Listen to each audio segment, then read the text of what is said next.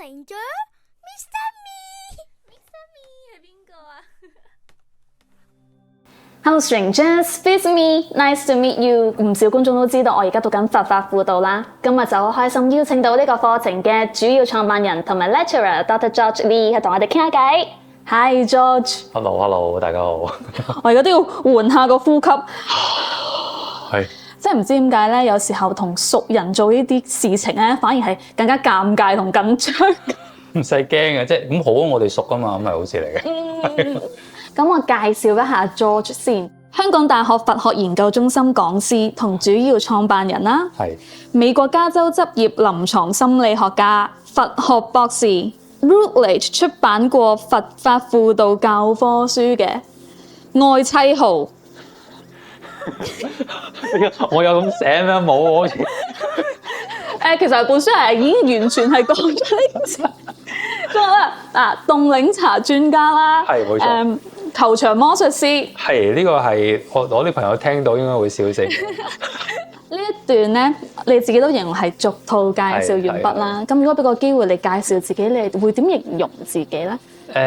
我諗我同好多人一樣係覺得呢個世界有好多痛苦，但係唔應該有咁多痛苦嘅人咯。係啦，就係因為咁，所以我會想由自己開始去做一啲嘢啊，去講一啲嘢啊，去揾啲方法令到自己同身邊嘅人冇咁痛苦。咁唔係好特別嘅，其實好多人都係咁，只係你有幾將呢樣嘢擺喺人生重要位置咯。咁我而家好有幸係而家嘅條件可以令我將呢樣嘢擺喺我人生嘅最 top 嘅 priority 咯。最係真係實踐出嚟同即係推廣出嚟。係。哇！因為有超級多人咧都 PM 我問我話MBC 係點樣㗎？跟住係要讀啲乜嘢㗎？咁好想就直接問咩係佛法輔導咧？哇！呢個真係好深嘅問題。係啊，要簡而精嘅喎，仲要。哇！盡量啦。我本身係臨床心理學家嚟嘅，所以對我嚟講，輔導或者心理治療咧係有某一種嘅形態嘅。即係譬如話，你喺呢個專業關係啦，你咁樣同人傾偈啊，咁樣聆聽啊，咁樣溝通咧，就有個框架。咁佛法輔導嘅意思就係將佛法呢個餡啊配入嗰個框架嗰度。咁西方嘅輔導或者心理治療方法咧，百幾年係好多門派，譬如弗洛伊德啊，或者一啲人本主義、存在主義啊，到而家新啲嘅 acceptance commitment therapy 啊、DBT 各種咧。咁其實佢係一種理論嘅餡去套入一個框架嗰度。但咁多年嚟咧，啲人搞正念啊、mindfulness 搞得好好啦，冇人咁沙撲可以話唔得。佛法都可以做一個理論嘅框架 theoretical orientation 嘅。咁我即係小弟咧，以我一啲唔係好成才但係又夠膽衝出嚟嘅人咧，就話其實佛法係可以套入一個輔導嘅框架嚟變成一樣嘢嘅佛法輔導。你都係咁用我哋而家現世好適合嘅同人哋溝通、聆聽、表達、反應嘅技巧去做。但係你帶領嗰個人去諗啊、去覺察啊、去反思同修行嘅方法咧，就全部跟佛法嘅導向。嗱，最簡單講咧，人點解會咁痛苦咧？啲人可能話執着啦，但係對我嚟講，最核心啲咧，係對一種我呢個形象概念嘅執着。我哋一定要覺得我哋要做個點嘅人先開心啊！覺得身邊嘅人應該要點對我哋先至開心，即係因為呢種執着咧，我哋對世界有好多唔同嘅期望嘅。咁世界唯一唔令我哋失望嘅嘢咧，就會一定會令我哋失望噶嘛。咁咪痛苦咯，因為我想要做嘅自己，我想要做嘅嘢，我做唔到，得唔到咯。咁佛法輔導就係其中一樣嘢，係要如實咁去睇呢個世界，知道我哋每一次嘅痛苦，或者我呢個概念，或者講得再淺白啲，你話你抑鬱，你話你焦慮。咁我哋好多時咧就覺得呢樣係一樣實在嘅嘢嚟嘅，我就係抑鬱啦，我就係焦慮。但係如果我哋細心將自己嘅心靜落嚟，去慢慢觀察，去了解下咩事發生令你焦慮咧？你有咩思想令你焦慮咧？你嘅心裏邊一下一下點樣捉住呢啲思想、呢啲情緒，或者去抗拒佢，或者心裏邊有啲咩其實你好想要嘅渴求得唔到，而令你焦慮啊或者痛苦。咁我哋一步一部分去覺知、去睇清楚嘅話，我哋就明白到。呢嚿嘢我叫焦慮嘅，佢唔係真實咁樣存在。佢個體驗可能係真實，我係痛苦，但係原來有好多好多唔同嘅成因。咁我哋見到啲成因之後，一部分我哋可能呢個改變唔到嘅時候，我哋接納啦，學識學識去明白、去接納、去諒解。改變到嘅話，我哋就睇下有啲咩方法，我哋可以令到自己冇咁辛苦，然後一次又一次重新咁去反思去做，咁令到我哋慢慢會覺得原來我唔使太執着自己係點。再簡單啲咁講就係，我哋好多時咧，人要追尋好多嘢，或者要抗拒好多嘢，係因為我哋覺得唔滿足咯。我哋唔相信我哋自己係夠好嘅咯。我哋成日覺得啲快樂唔喺呢度，係喺嗰度嘅，嗰度就係北海道咁樣。所以我哋成日要去日本嘅。係，即係我諗好緊要嘅一個概念就係喺同個治療師嘅關係裏邊，可唔可以令一個人好簡單咁明白到，你永遠可以做得更好，但係你唔需要等到自己做得更好，你都可以開心同滿足。咁呢個就係我哋對自己對人哋嘅慈悲，去感受下其實如果我唔去諗咁多概念，唔去做咁多嘢，去翻身體翻當下嘅話，其實好多嘢冇乜問題嘅，唔使一定要令到自己咁辛苦。我哋可以放自己一馬，可以對自己好啲，可以對呢個世界放鬆啲，個心柔軟啲。可唔可以形容為佛法輔導就係令我哋認清自己係本自具足呢個狀態？我都覺得可以咁講，係啊，何其自性本自清淨，何其自性本自具足。咁六祖慧能大師佢 summarize 得非常好咯。你講得好啱啊，但係就係我哋大部分人都唔相信自己本身就 OK。我哋好多好得意嘅觀念啊，覺得我相信自己係 OK，哇，我咪唔掂咯，乜都做唔到咯，我咪冇用咯咁樣。又或者我咁都相信自己係 OK 啊？我阿爸阿媽、我社會同我講嗰度先係 OK 啊嘛。咁結果就係你不停追，不停去變一個你以為變到之後會開心嘅人，但係你變到之後發覺其實可能你唔係真係咁開心。我哋點解呢個佛法輔導課程有咁多人嚟讀，咁多人都咁叻咧？就係因為佢玩咗規矩咧，已經玩得好叻啦。你見你啲同學個個都好叻噶嘛，無論係你名成利就啊、學術啊、錢啊，個個都好叻噶嘛。但係佢哋好多人都喺生活裏邊係唔開心嘅，而佢哋同其他人係唔同。佢哋開始知道，原來我識嘅方法唔一定令我可以好開心，所以我揾一啲新嘅方法。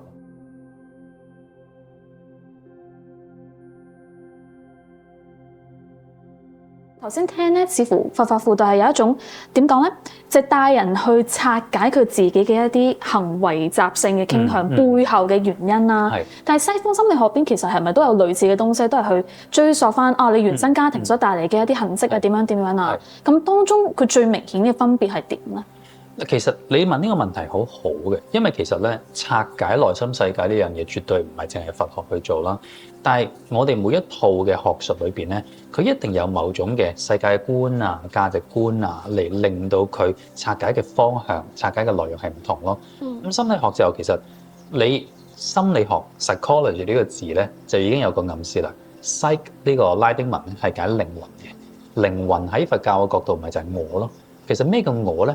我嘅意思咧，唔係淨係話呢個意識，而係我哋係相信咧，呢個世界有一部分嘅自己，可能係一種能量、係一種形態咧，係永生不滅嘅，係會好真實咁喺度嘅。而好多時我哋人嘅痛苦就係我哋冇辦法可以接觸到一個高啲嘅我啊，或者真啲嘅我啊，而去生活啊，去接觸呢個世界啊，或者我哋心裏邊有啲渴求嘅嘢，我哋冇辦法俾佢出嚟。咁呢樣嘢就好多時喺心學裏邊咧。佢哋就係幫一個人咧，更加感受到其實我心裏邊潛藏嘅情緒係點？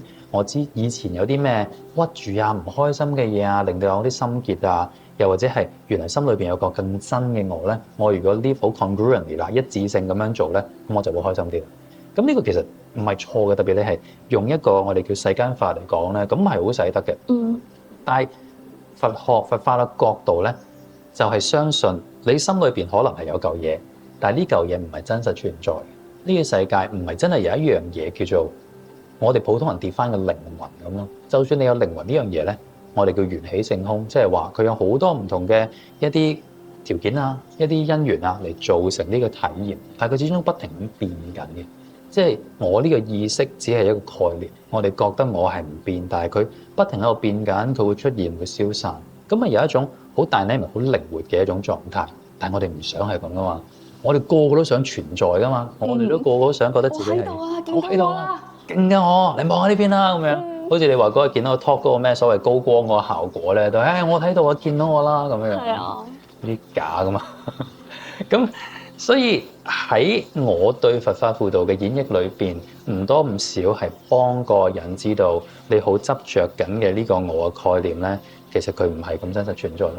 咁即係譬如話喺一個實際嘅臨床嘅情況裏邊，我哋每個人都想存在，可能一個人佢係覺得我一定要變成一個好叻啊，好多人中意啊，我啲嘢係啱嘅，我先至可以感覺到自己存在。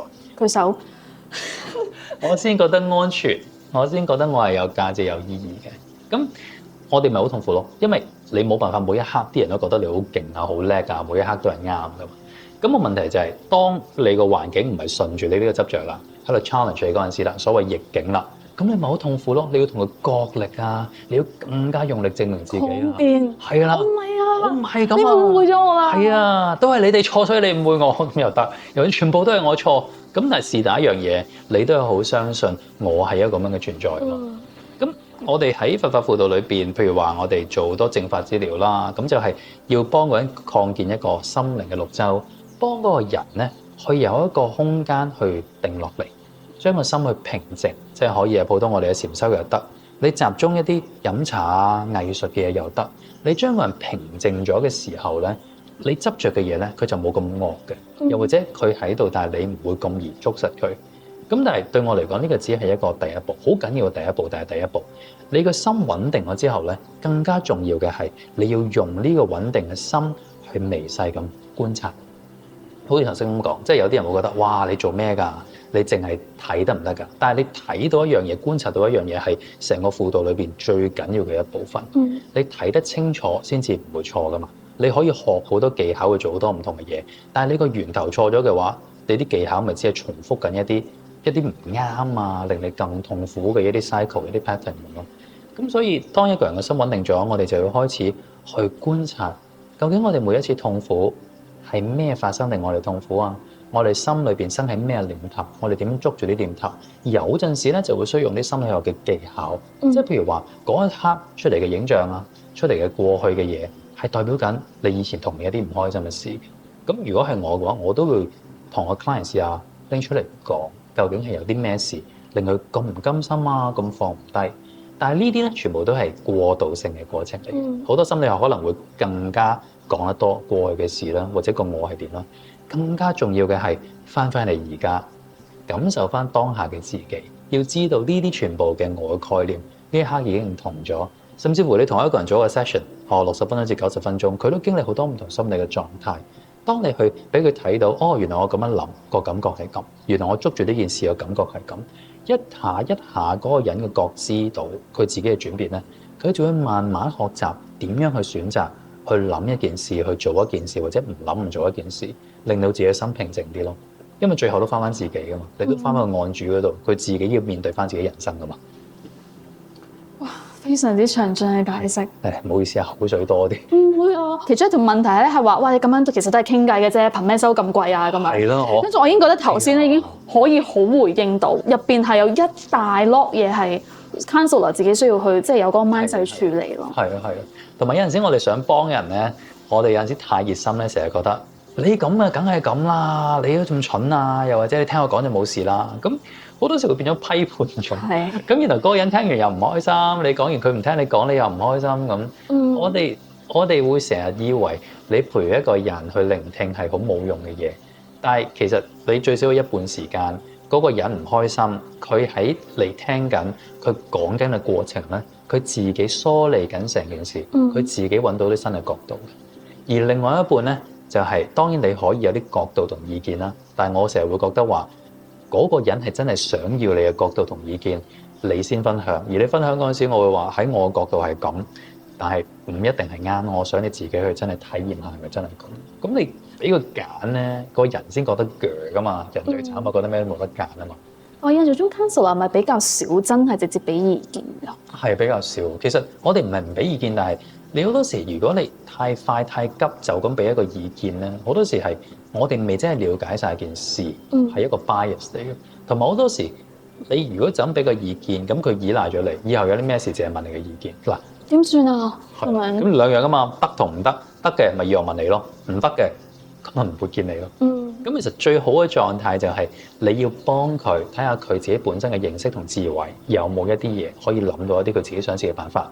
咁但係有陣時啲人真係冇噶嘛，咁你都可以俾一啲可能嘅辦法一齊去傾咯。咁其實最緊要嗰樣唔係俾唔俾意見，而係一定要有一種合作、一種溝通喺裏邊，一齊去解決呢個問題。唔係話我講就一定啱嘅，你去做啦咁樣。咁如果係咁嘅，咁佢求其揾個老師啊，求其揾個長輩啊，揾個即係揾個阿公阿爺咁俾啲意見都得啦。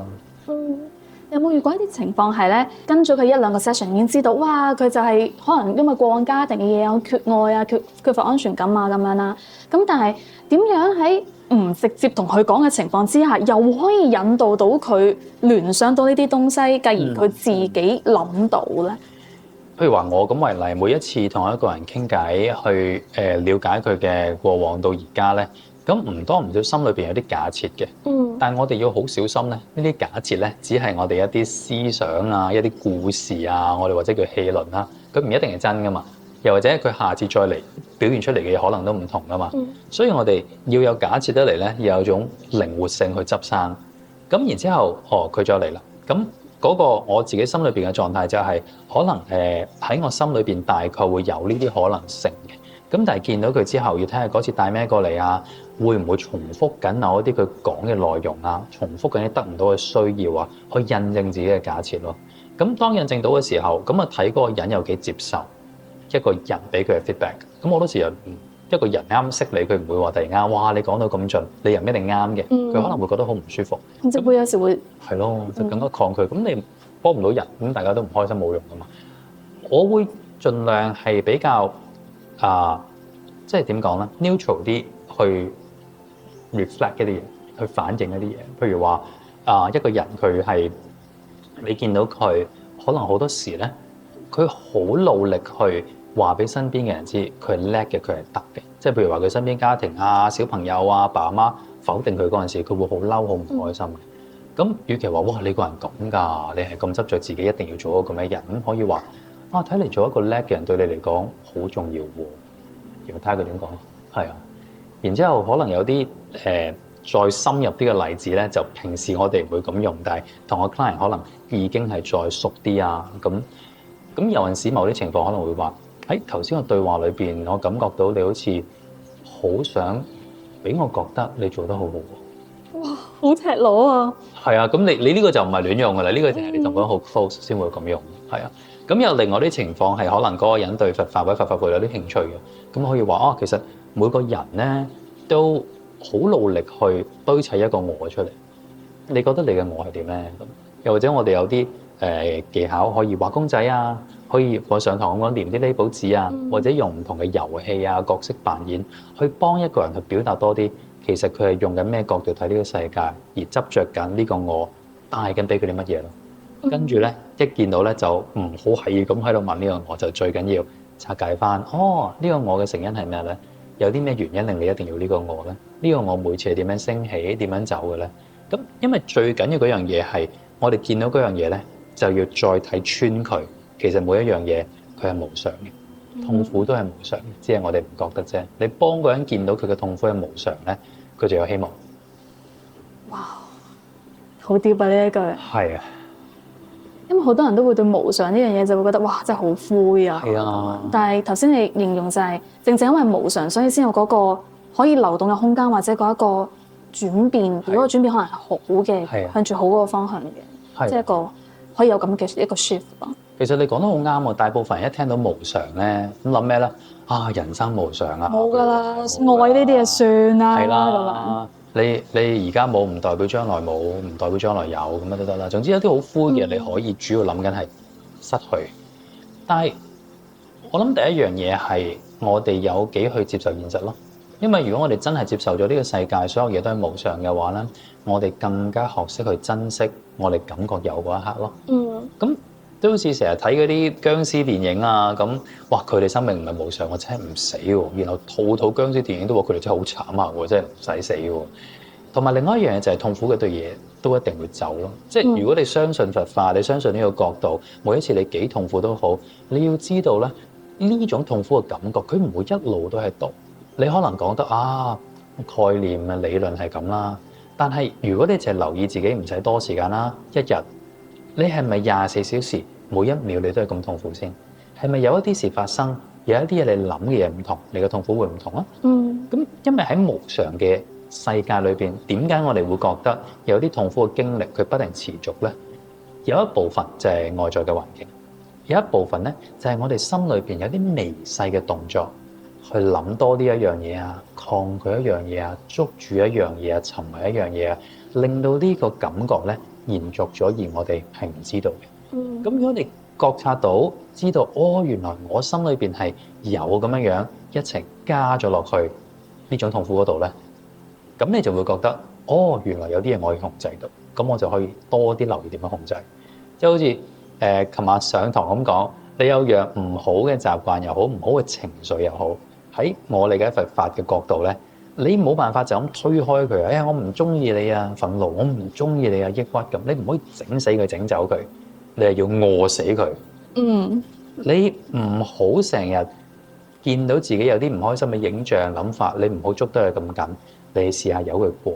你試下體諒自己，你試下轉一個念頭，你試下安撫自己又好。慢慢你唔咁多用你嘅行為啊、言語啊，或者你嘅諗法去滋長一種唔好嘅情緒咧，慢慢佢會弱咗，然後慢慢瘦咗，然後死鬼咗，然後咧佢就唔出現嘅啦。頭先分我都好有共鳴咯，因為你頭先提到一個位係好多時候我哋選擇咗相信自己係有一個人設喺度咁樣，即係譬如我過往嘅經歷，可能大家都知道，有一段時間係媽媽離開咗啦，咁我嗰陣就覺得自己係一個悲劇女主角咁，好似頭先 George 你咁講啦，我又會覺得好似係我有少少意識係選擇，我就係要沉溺喺嗰個悲劇情緒啊，好唔開心，好委屈，好唔係委屈，即係抑鬱啊，又或者係悔疚嘅情緒咯。因為對於當時嘅我嚟講，我選擇俾自己沉淪喺嗰個情緒，反而係會覺得自己先至存在，又或者覺得我喺媽媽生前冇咁樣對佢更好，所以我要透過呢一樣嘢去懲罰自己。我係 deserve to rotten， 所以 rotten 啊咪咪咁樣。係啊，跟住而家諗翻係咯，如果即係我可以理解當時點解我會咁樣選擇啦，但係而家諗翻起就係，好多嘅時候我都係自己選擇去活在嗰一個人設，跟住從而所謂令覺得自己 feel good， 但係其實嗰個 feel good 係更加地痛苦咯。其實你頭先講嗰個 reflection 有樣嘢好好，就係我哋每一次沉溺喺一種痛苦嗰度咧，佢一定帶到俾我哋某一種快樂或者歡慰。咁就係嗰少少快樂同歡慰咧，令我哋甘願去承受更多嘅痛苦。愛情都係咁啦，係咪？係啊，係嘅。有時候係啊。咁你睇到其實原來就係嗰少少嘅快樂帶俾我更多嘅痛苦。咁當然啦，你喺嗰一下你可能好難，但係耐唔耐你個心平靜翻，你去反思。你每一刻要知道，我哋可以重新做一個選擇。譬如話頭先你講，你演繹得好，我哋每個人生活喺自己嘅故事裏邊，我哋以為我哋就係故事裏邊嘅主角，我哋以為故事嘅主角就一定要有某啲稿啊、某種劇情咁樣發展，呢個演好呢個角色就係我，但係我哋永遠都唔記得呢個只係其中一套戲，我哋有份營造出嚟，我哋相信嗰個係主角。咁如果我哋唔想再演嗰套戲，就要留意下每次有啲引力有啲嘢發生。有啲人唔開心又好，有個人話我又好，令到我又想演翻嗰個角色嗰陣時，你就可以好似常林法師咁講，停一停，深呼吸先，唔好咁快入戲住，拍拍手或者點都好，叫一叫，係啦，唔使一定要入戲，因為你要相信自己每一刻仲有選擇。就算你入咗去裏邊太痛苦嘅，你係永遠可以抽離。只要你相信嗰個只係其中一個可能性就得㗎啦。你相信空嘅話就無限可能性㗎啦。講得非常之好喎！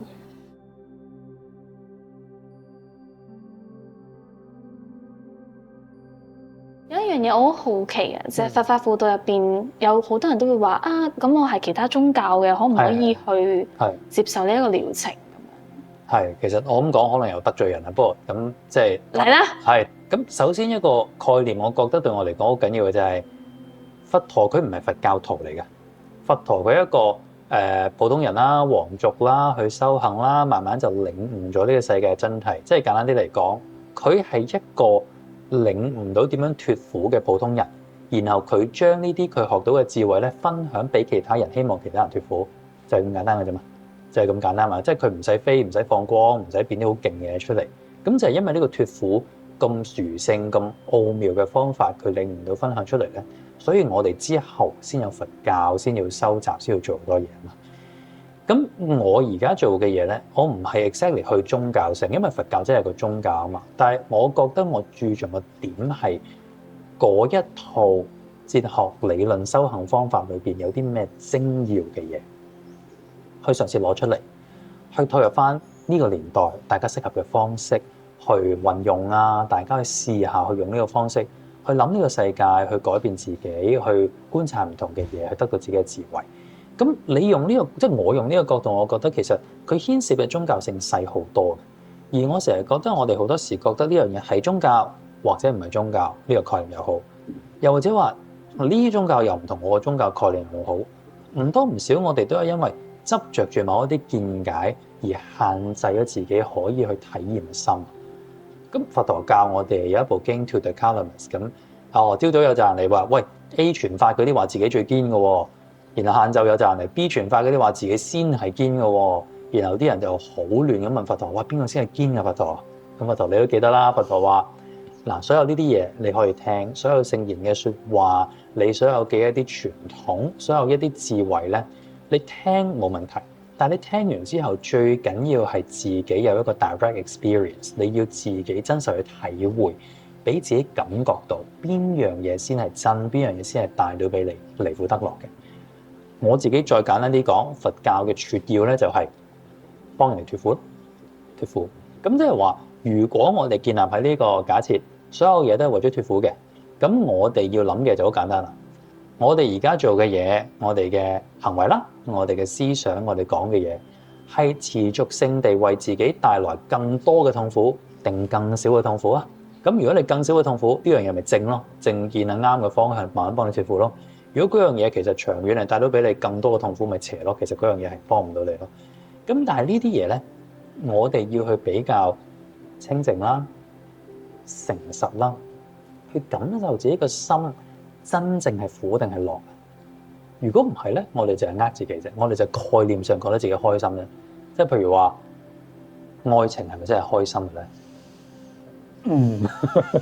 我哋一般人以為愛情係開心嘅，係快樂嘅。咁當然都有啲好開心嘅愛情啦，我知道啊。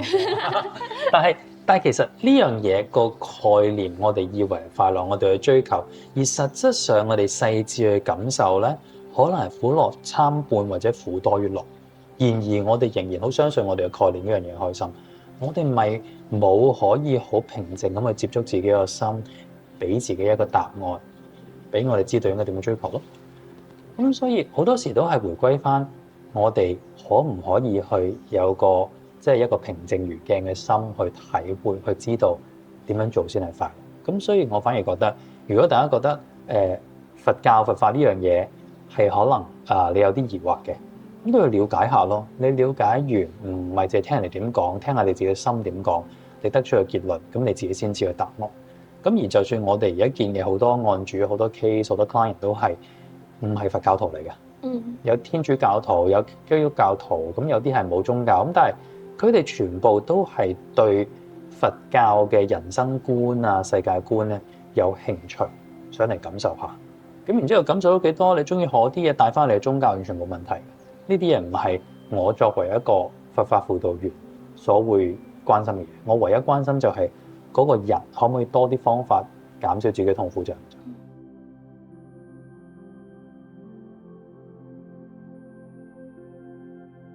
其實你頭先都有提到，就係你好想將佛學融入喺心理學度啊嘛，甚至喺書入邊你都形容話你嘅夢想就係做呢一件事。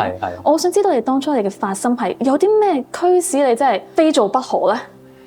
咁其實以前係喺西流大學啦，咁嗰陣時我就係啱啱博士班畢業，咁但係咧一畢業之後喺美國，你作為留學生揾工好難噶嘛，咁啱都咁巧咧，有間大學咧佢係想請一啲對海外留學生有經驗嘅老師，而且係對佛學有興趣嘅，咁啱啱揼合啦，係又要心理學喎，咁啱啱 fit 晒啦。咁我人生未試過有一份工係完全都唔知點解，好似係寫俾我去做，咁咪申請啦去做啦。咁入到去之後，一開始都 OK 嘅，但係我仍然個身份都係一個心理學教授，我對佛學都係尊重，亦唔係特別認識，亦唔係好大興趣咯，即係了解下冇乜所謂。但係心裏邊先入為主咧，好老實講係覺得心理學勁啲嘅以前，以前啊，咁而家慢慢轉會啦。個契機就係嗰陣時失戀啊，OK，搞唔掂啊，係啊，好傷心啊，好痛苦啊。咁我用翻啲心理學嘅方法啊，揾啲好專家嘅心理輔導嘅老師同我傾下偈啊，搞完輪之後唔係好得啊。咁嗰陣時好彩就係因為西來大學呢個地方雖然唔出名咧，但係佢成間學校以至佛光山嘅資源咧，大部分擺晒喺一啲宗教研究嗰度，特別係佛學嘅嘢。咁我就去 sit in 一啲老師嘅堂啦，即係啲同事嘅堂啦，去嗰度有間好大嘅佛寺叫西來寺嗰度。聽佛法啊、打坐啊，又學人拜懺啊，之後又皈依受五戒，一大堆一啲啱啱開始佛教徒會做嘅嘢，咁就去嗰度去感受體驗，咁啊覺得真係勁喎！即係啲人話佛學佛教博大精深，入咗去之後，會真係好似比心理學對人性嘅見解好似更仔細喎。咁我開始覺得啊〜不如我學下啲佛學嘅嘢擺入心理學度，咁咪好勁咯！咁咪可以哇，明成你就成乜嗰陣時諗埋晒好多，即係好出名又成啊咁樣咧。咁但係慢慢咧輾轉翻到嚟香港啦，咁遇到阿空師，咁然之後先覺得其實不如唔好咁樣諗，不如直接係用個框架就夠啦，或者好多心理治療嘅技巧就夠啦。不如裏邊嗰樣嘢真係從佛學佛教嚟出發，用佢嘅智慧哲學嚟整一套特別啲嘅輔導技巧，咁咪仲好。咁就一路去學，一路去錯，一路去俾人哋笑啊、拒絕啊，唔知你搞乜啊。然之後揾到一班人認同自己嘅，然之後就好似路飛咁咯。你揾到自己團員咪得咯，你唔使全世界都同你玩㗎。然之後一步一步就行到而家，然後希望可以一路行落去咯。頭先聽你講會話俾人笑同唔知你做乜，係咪曾經都有啲質疑或者批評？係，梗係啦，我講啲輕鬆啲啦，即係譬如話我哋講佛法輔導，呢一聽咧咩嚟㗎？搞咩啊？輔導講經啊？係咯，係咪講經啊？定係你哋嗰啲佛系嘢啊？咁其實你無論係心理學同埋佛教界咧，咁有啲人好支持，但係有一部分係有啲反對同質疑嘅聲音嘅。係呢個係由我哋 day one 到而家都會遇到。咁譬如話有啲心理學嘅朋友就會覺得，哇！我哋本身心理學都做得好好啦，點解你要加啲有宗教性嘅入去啊？咁會唔會有啲人係覺得好冒犯啊？或者你哋套嘢得唔得㗎？咁好多呢啲質疑。咁有啲佛教界嘅朋友咧，可能就調翻轉會覺得，其實我哋佛法本身嘅修行已經好好啦。我哋點解仲要搞啲所謂輔導嘅嘢出嚟，好似即係四不像咁整到佢出嚟咧？咁迎合晒咁樣。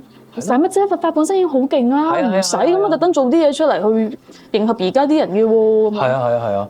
咁我諗阿師傅同我都有我哋自己諗法啦，即係我哋都係覺得呢樣嘢真係有用，幫到人嘅。咁我自己覺得係佛法固之然係好有用，咁我都係因為覺得佛法感受到佢幾勁啊，先轉會噶嘛，先由一個臨床心理學家變咗一個佛法輔導嘅專家啊嘛。咁但係好多時咧，你睇佛經啊，或者你去睇佛法呢樣嘢咧，佢歷史好長啦。佢好多時經文啊，或者佢演繹嘅方法咧，佢唔係一定係而家我哋溝通嘅技巧嚟嘅。咁同埋心理學發展得好好嘅，即係其實佢有一啲係好世俗嘅幫人嘅方法咧，好多嘢我哋都可以用嘅。咁我成日覺得係，如果我哋佛法個角度就用咗佢一個理論嘅基礎，但係配合呢啲心理學嘅技巧咧，咁可以幫到更多人，特別係一啲對佛法有興趣嘅人咯。咁你全世界我哋咁多人嚟講，你最少都1-2億人對佛法都有興趣啦。咁其實個 market 係好大噶嘛。咁有啲人就會話：哇，你佛法輔導係咪佛法嚟㗎？咁我覺得個問題就係，即係叉燒餐包係咪叉燒包咯？好哲學呢個問題。叉燒包咧，咁叉燒餐包都係嗰啲叉燒嚟喎，但係佢由個白色嘅包變咗一個有牛油嘅包咁。咁你又唔可以話佢係，你又唔可以話佢唔係，但係你唯一知道嘅就係幾好食嘅喎，有人中意食嘅喎。我哋想餵飽啲肚餓嘅人啫嘛，咁有乜所謂啫？即係我覺得心理學或者心理學教我哋溝通嘅技巧，係呢個年代嘅文化最切合到我哋需要去被理解啊、溝通啊、聆聽係一啲基本嘅元素嘅。咁所以你用呢個框架，用個餐包嘅皮係冇錯嘅。咁而嗰個叉燒我哋只係正嘢嚟噶嘛，我哋咁多年都用一個正嘢，只係用一個唔同嘅包裝去推銷啲嘢出去啫嘛。即係再講多一句，其實我覺得我哋人類好多智慧咧，我哋已經喺度噶啦。你講儒釋道嘅思想又好，西方嘅哲學思想又好，已經喺度。但係我哋問題係，我哋現實生活好多時都冇應用咯，都唔知道將自己好嘅嘢好好咁喺當下應用。咁有陣時我哋就做緊呢樣嘢咯。其中一句我好感動嘅咧，就係你提到話你嘅夢想係將佛學融入心理學啦，但係你亦都提到話你嘅目標係實踐呢個理想、呢個夢想，就算嗰個人唔係你都 OK 咁樣咯。係啊，我覺得呢個真係哇！咁你咪其中一個咯。耶，唔係啦。咁係因為我其實係咁樣嘅，嗰時有個細細嘅古仔嘅，我阿媽在生嗰陣時咧，好中意帶我去算命嘅。咁其中一次帶我去算命咧，嗰個算命師傅咧，好唏噓咁啊，同我講，佢話：啊李生啊，你條命咧，如果咧你係一架跑車，你跑直路咧，冇人快得過你嘅。但係咁啱喎，你條命咧全部都跑彎路嘅喎，咁想點啊？騰雲拓海係啦，咁樣。但係我嗰架唔係八路咧，咁所以佢嘅意思就係話，我有一個遠大嘅一個思想啊，一種諗法啊，咁係啱嘅係正嘅，但係我人生裏邊個配套唔足以幫我做得夠好咯。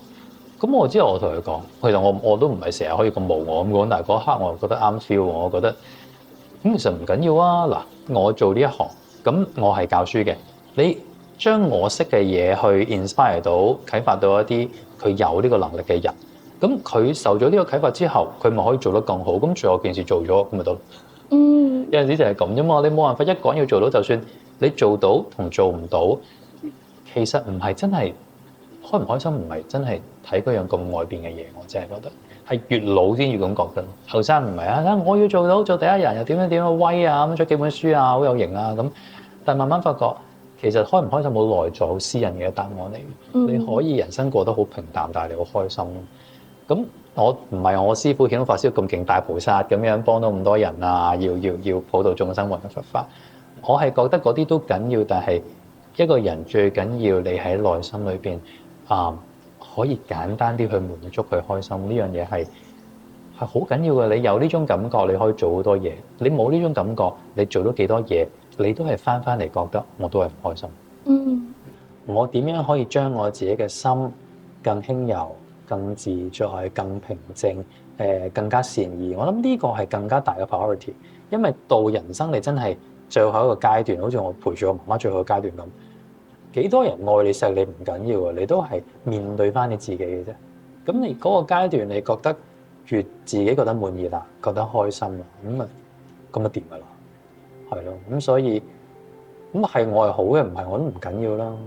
同埋有乜所謂？即係其實我覺得好多學生真係好叻，唔止學生，我身邊好多人都好叻。